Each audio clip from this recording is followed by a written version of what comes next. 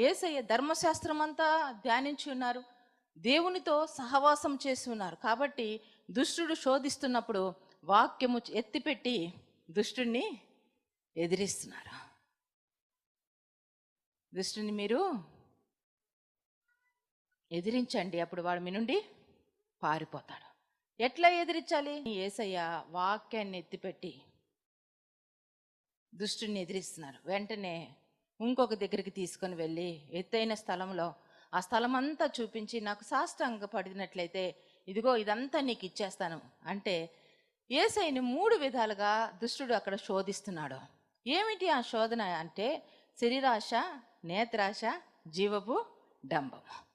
ఈ లోకంలో ఉన్నదంతయు శరీరాశ, నేత్రాశ, జీవపు డంబం. ఈ 3 కోణాల్లో యేసయ్యను శోధకుడు శోధిస్తున్నాడు.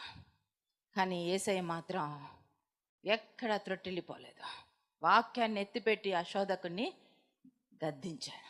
మన జీవితాల్లో ఎందుకు ఉపవాసం ఉండాలంటే, వ్యక్తిగత ఆత్మీయ క్షేమము కోసం ఉపవాసం ఉండి ప్రార్థన చేయాలి. ఎలా ఉపవాసం ఉండాలి అంటే, ఉపవాసం అని చెప్పి ఉద్యోగాలకి వెళ్ళిపోవడం కాదు, స్కూళ్ళకి వెళ్ళిపోవడం కాదు. ఒక్కరోజు ఉపవాసం ఉన్న, ఒక నిర్దిష్టమైన గురి కలిగి ఉపవాసం ఉండాలి.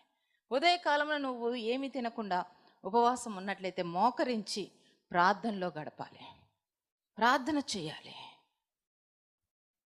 దేవుని స్తుతిస్తూ ఉండాలి. ఎవరితో లోక వార్తల గురించి చర్చించొద్దు, మనుషుల మధ్యకి వెళ్ళి కూర్చోవద్దు, ప్రభువుతోనే మాట్లాడుతూ ఉండాలి. పరిశుద్ధ గ్రంథంలో ఉన్న ఉపవాసం ఇది. ఈరోజు ఈ ఉపవాసాన్ని నానా రకాలుగా మార్చేస్తున్నారు. ఈ లోకంలో లోకస్తులు ఇష్టానుసారంగా మార్చేస్తున్నారు. కనుక మీరు ఉపవాసం ఉన్నప్పుడు మీరు మీ వ్యాపారాలు కానీ మీ యొక్క పనిపాట్లు చేసుకోకుండా దేవుని పాద సన్నిధిలోనే కూర్చోండి. అది ఒక్కరోజు చేసిన ప్రభుతో గడపండి ఆ యొక్క సమయాన్ని. దేవునికి మహిమ కలుగును గాక.